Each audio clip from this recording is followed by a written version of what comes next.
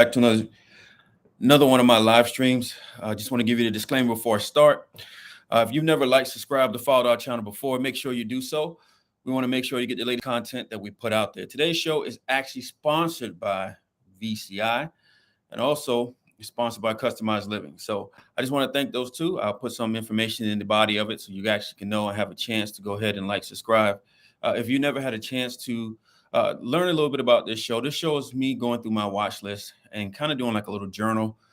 This allows you at the same time to, that I always say, don't follow anything that I do. Make sure you do your own research. Don't put yourself in a position where my advice could be dead wrong and you will follow it and then find yourself in an unworthy position when it comes to downside protection. With that being said, it's all for entertainment. It allows you to be able to see how I analyze things and do things accordingly. This also gives me a chance to just practice my craft at a time where I'm not able to do it as I would normally like it. So with that being said, I want to jump right on in. As you know, my watch list has not changed.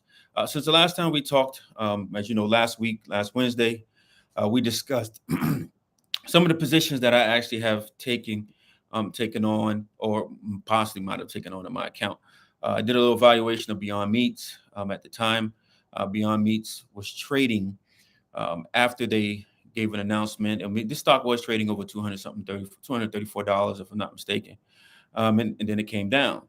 Another one that I actually did was reestablish Bumble back to my watch list. That's BMBL.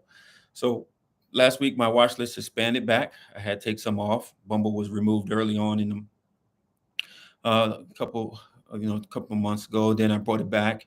And right now, what we have a couple things going on in the market that's actually helping stocks pull back a little bit after earnings for the ones who gave their earnings, and that is, if you haven't heard recently, China has had another issue of a variant of COVID come out. So that was an interesting thing that's been out in the news, that China again has an issue with COVID that brought the market back down. Now, for many of you, you may not realize that, but if you hadn't had a chance to get out, I talk about whenever I go into a position coming off the bounce, some stocks after earnings kind of raised a little bit. So off the bounce, if I didn't have that money set aside, or I had to wait for my next paycheck, or I had to deposit the money, have it moved from my bank over to my Burgers account, right after earnings, those earnings calls that happened over the last couple of weeks, last 2 weeks, as a matter of fact, actually, I would have missed some opportunities. I've seen some of the positions that we reviewed, that I actually reviewed on the channel. I've seen those positions go up. One of the things I think is interesting that I want to just quickly look at is, I said before, Beyond Meats has been beat up pretty bad. And anytime you got to understand that this stock came out during the 2020 through 2022, and you look at between October to November of 2021, in my opinion, again, this is my opinion. I do not say that I'm not going against what the treasurer or anybody else want to say, but in my opinion, the recession started really around the of June of 2021, and then it really started moving towards that recession, because normally early starts a recession, then you start seeing collapses. Normally you see it in the regional banks, you'll see it in finance companies, and right now, there's a lot of hedge funds that started to collapse. And that was another sign, because hedge funds normally start to unwrap, and give back whatever's left in their account, so they can also, because when you're a hedge fund, you got to have your money in the trade as well. So they're not going to let their accounts go to zero. But with that being said, I had mentioned before about Beyond Meats and how bad Beyond Meats was beat up. Now, you may say to yourself, what do you mean by that? Whenever you have a situation where stock comes out, and yes, we know it's plant-based foods, and you think about, well, Beyond Meats and its position being over $200, and then off the bounce. Well, I just want to do a correlation. If you go back, you look at last week's video, which was posted on May 17th, and you go back in that, and you take the position of saying, okay, where was it trading at that time? Where was it trading? At the time of the evaluation, we were looking at the latest close was $10.49. Now, Beyond Meats did come off the bounce, and if you're not familiar, I'm gonna go into let's look over the last 5 days. So over the last 5 days, you say Beyond Meats, when I had mentioned it was at 10.49. I put it on my list because it was pretty much beat up, And beat up means that it got down to a price that makes sense to buy it from everything that Beyond Meats is doing. Now, if you're not familiar with stocks, I'll just tell you this. You got to take the position that if you're going to look at growth, for me, I'm in growth. I, it's a marathon, not a race. I will be looking at positions to hold in my personal portfolio until I can't do it anymore. If that means I'm 100 years old, so be it. I'll be 100 years old with a portfolio. I always view my positions as far as income as well.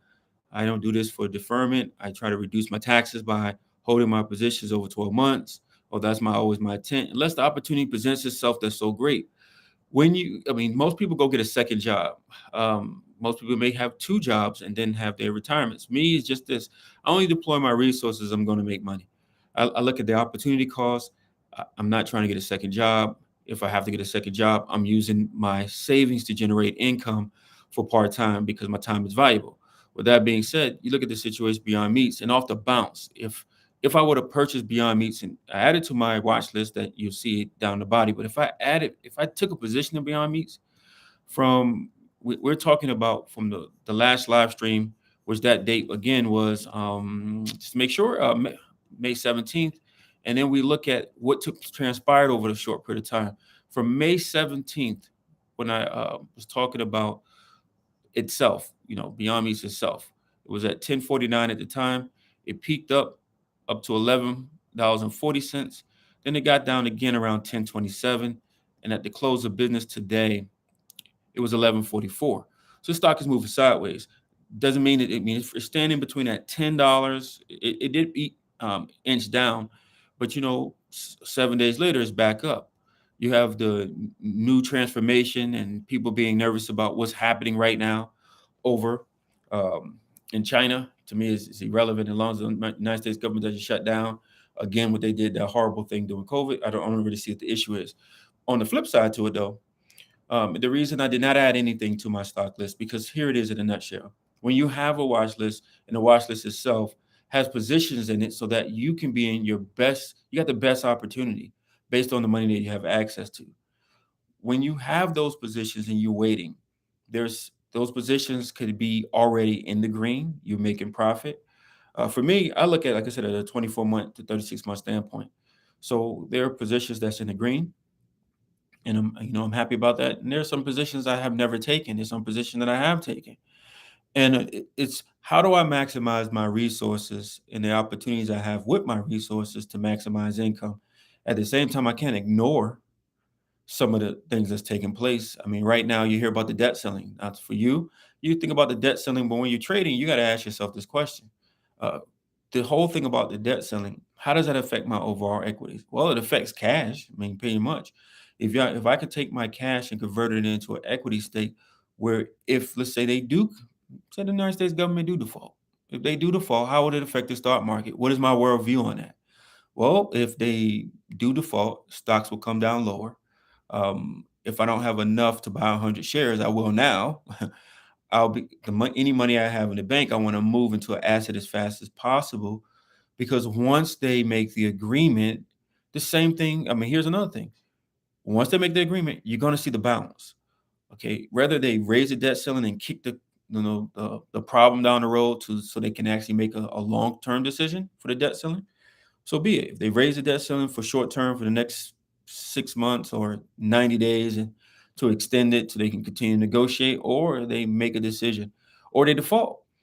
Whenever the decision is made, if you think about last week, going into last week towards the end of Friday, coming into Monday, when we went into the weekend off a bounce. We went down to a peak off a bounce. Now, I'm just referring to momentum at this particular point. The momentum of a possibility there may be a deal made move certain stocks anywhere between 20 cents to $1.50.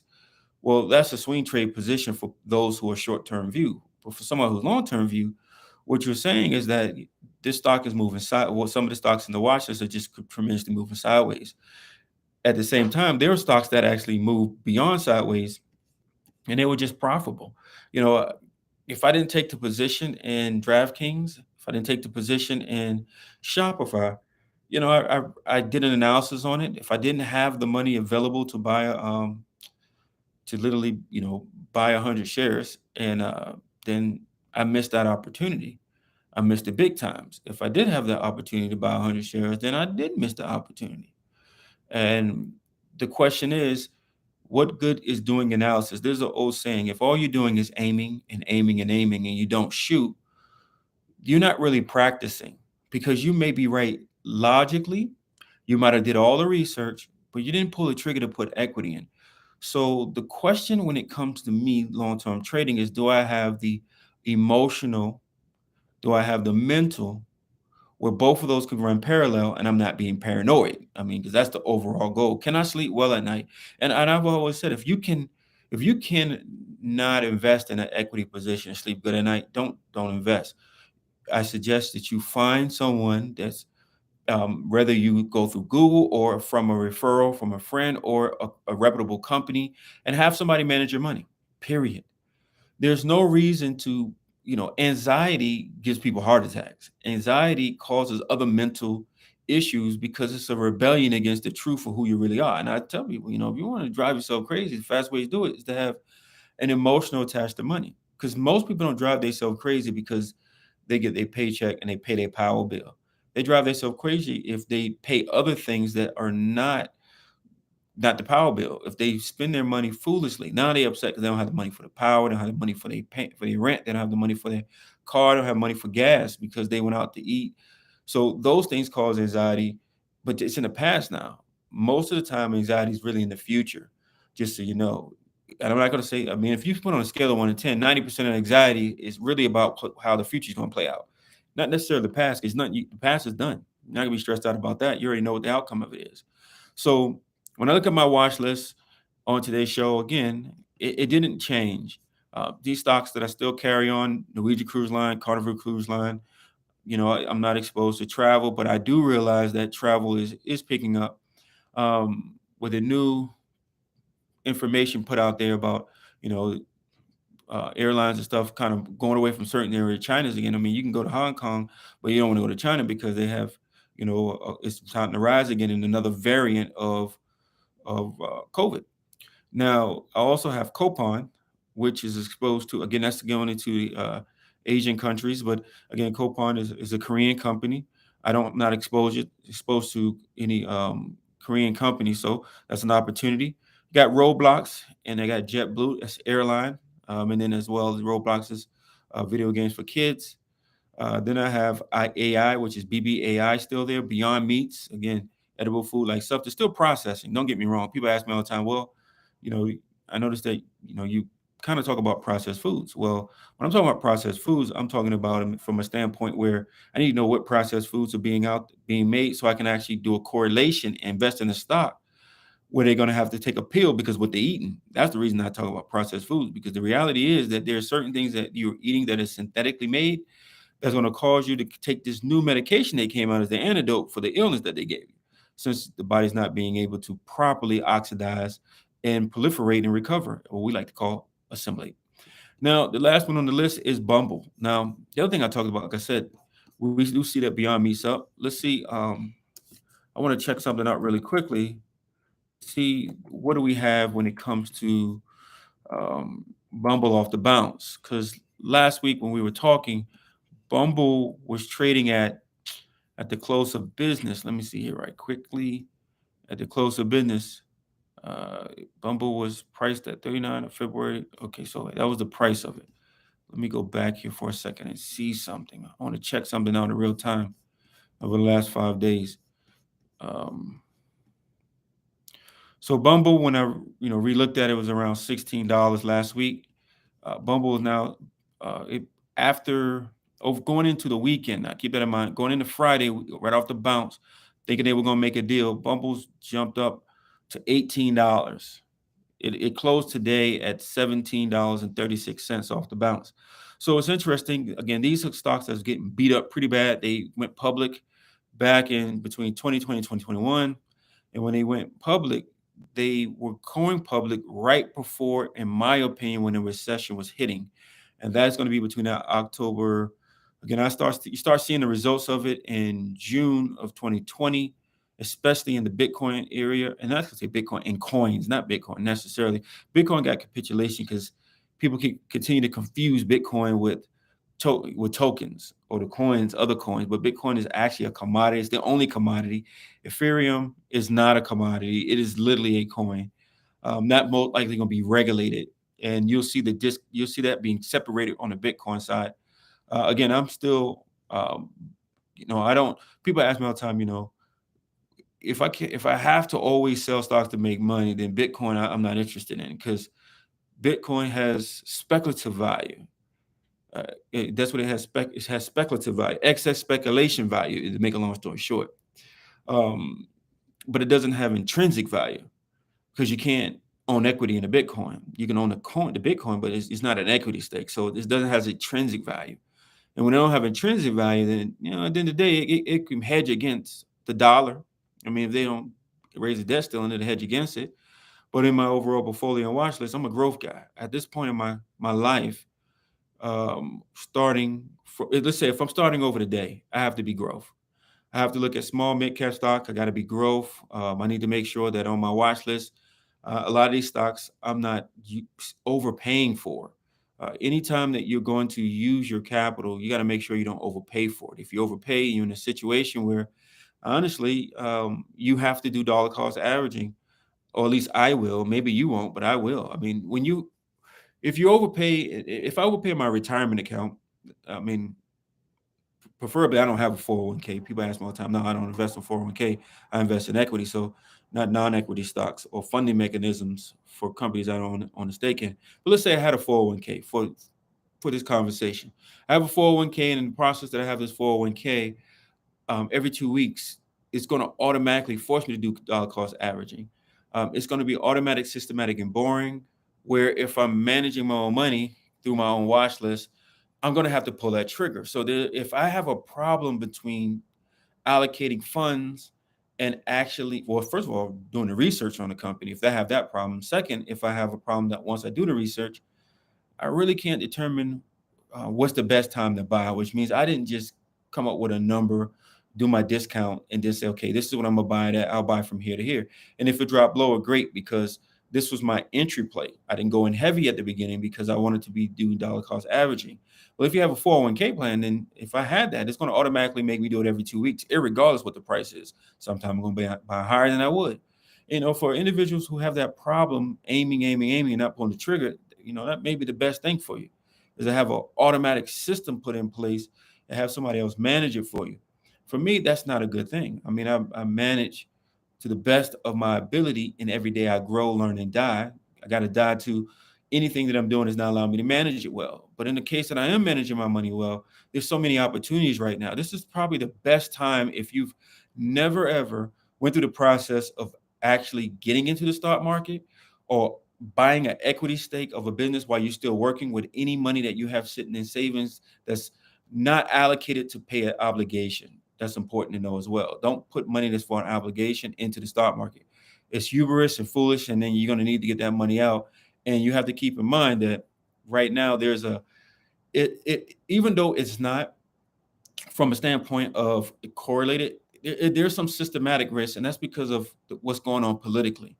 It's not necessarily with the companies. Some of these companies came out and they had good earnings. And when the process of having good earnings, the companies on my watch list, not all of them had good earnings, but the ones who did, they mentioned no deal. And when they mentioned no deal, there was a capitulation in the stock price. For what? Because of the default. Now, how does that default affect the revenue of these companies? To be honest with you, they just gave the report. Now, these earnings are forward looking. So you got to take in consideration, these are the last quarter earnings. This is not new earnings. So, when you start thinking about earnings, you're saying, okay, it is literally in a delay. So we're talking about last year earnings. Well, now pretty much we're talking about last year's earnings. Some are early, January, February, March, but they're giving out their earnings now. So with that being said, you got forward looking, and then you got the trailing of what's going to take place. In my opinion, again, don't take this as a grain of salt. My opinion, the situation with the economy collapsing started in June of 2020 in the commodity market. And then you see it again in the equity markets. And it's when it comes to services, the service industry, that took place October, November 2021. So when they say about a soft landing, we already didn't have a soft landing, in my opinion, because we're already in a situation financially where you're seeing stocks capitulate 50 to 80%, almost as if they shut down the market like they did with COVID, as far as locked us all in. So we saw a capitulation, and then we saw the rise up, and then we saw all of those COVID highs after the restart back down to COVID lows for a lot of them. Not in the commodities, because during an inflationary time that we currently have, the commodity industry is propped up. This is the reason, and I say propped up because during inflation, commodities actually prices are rising, and they rising some of the part because of healing, which means that people are throwing money into that. But we did see gas prices come down because, as you know, gas is regulated, but it didn't come down tremendously a lot. But we see it come down because, oh, we're going to buy, we're going to start releasing our strategic reserves. Well, we should be energy independent. That's how we was prior to the administration. We should have stayed that way, and we wouldn't have to worry about reserves because we'll be exporting oil. Well, unfortunately, different policies have different things, and this policy loves commodities being high and equities being low. They love banks collapsing because that is actually policy. Now, that is a situation where it is correlated. However, it's correlated because of policy. It's not correlated because normally you don't see the type of situation we're dealing in unless certain administrations. And the last time we've seen something similar was during Barack Obama's and then during Clinton's. So you can actually see a correlation by taking the last three presidents that's on the Democratic Party side and see how they actually allowed the commodity, especially oil was high during that time. All three presidents, oil was high. We take the last three Republican presidents and you'll find out that finance and banking was high and construction was high. So you can kind of see how the seesaw battle continues. But when it comes to the watch list, and you say, well, I noticed he's not in. No, but I can tell you what, though, I was in oil prior to Biden coming in office. Once Biden got in office, I exited that at the peak, so get as much money as I can. And that's, you just have to understand that, when you think about the market itself, it's more to the market than just looking at a stock and picking it. You also have to have a proper worldview. Like, where do you see the worldview? Now, this is going to be subjective because, if you turn on CNBC, MSB, or Fox Business, you turn on any other ones, any type of YouTube channel that's talking about finances, we all have our opinions and keep them as that. They're just opinions. If I'm allocating my funds, then I'm moving from an opinion to an actionary position. And if I move to an actionary position, then the biggest question is, okay, now I'm about to see if my theory was right. Well, so far, two of the stocks on my watch list, whether I entered them or not, I was right.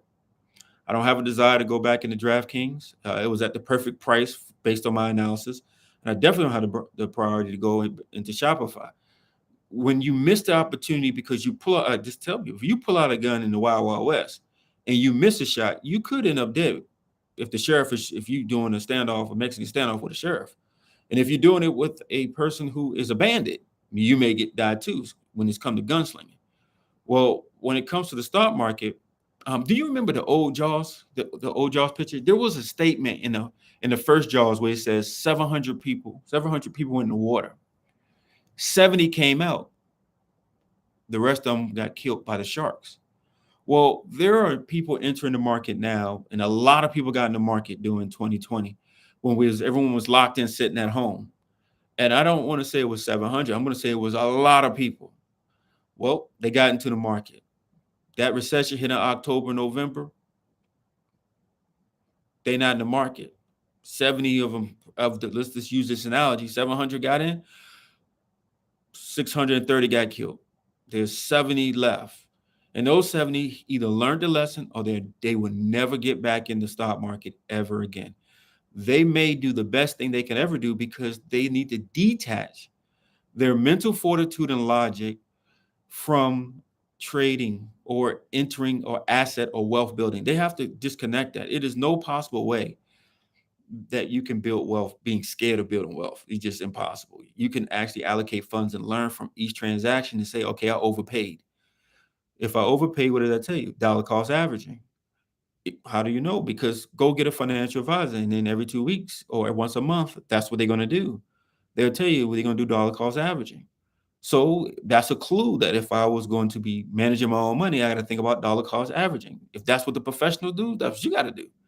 You got to average it in so that you're not in a situation where you're looking at the stock market or looking at a position and saying, "Oh, I bought wrong."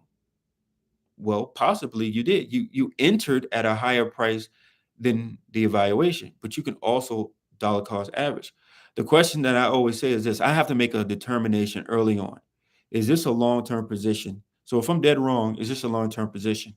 I actually even put a little thing that I actually put down on paper. This is the most money I'm willing to put into the stock if I'm dead wrong, which means that I'm going to bring my average down as close as I can to the current market value after the capitulation. Capitulations are also known as drawdown. If you're buying at 20 and it's trading at 7, that's drawdown.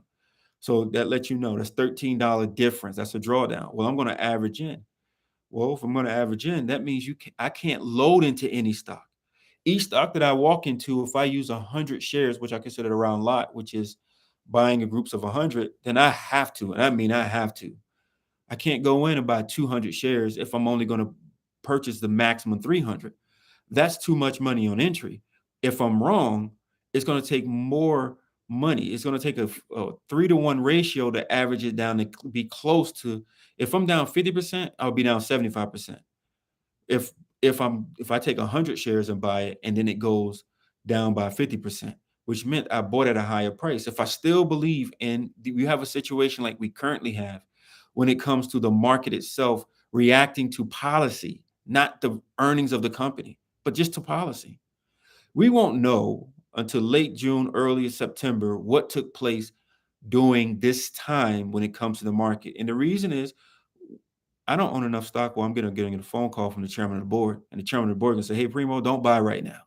I don't have that much capital to put into a company that's publicly listed that I could even get that call.